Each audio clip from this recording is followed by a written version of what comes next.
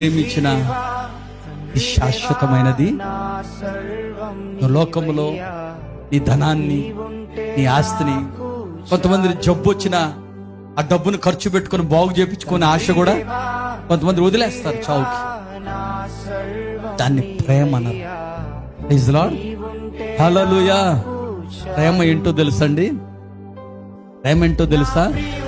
శాశ్వత కాలం నుండి శాశ్వత కాలం వరకు ఆమె గాయపరచబడి కూడా అబ్బా అనే నోటిలో నుంచి అనే మాట కూడా రానికుండా బాధపడి మన కొరకు ప్రాణము పెట్టిన ప్రేమ యేసు. ఆ నీడ ఎప్పుడు ఉండదు నీకు తోడుగా. ఆ నీడ నిన్ను విడిచిపెట్టి పోదు. నీవు నీ అందం పోయినా, నీ డబ్బు పోయినా,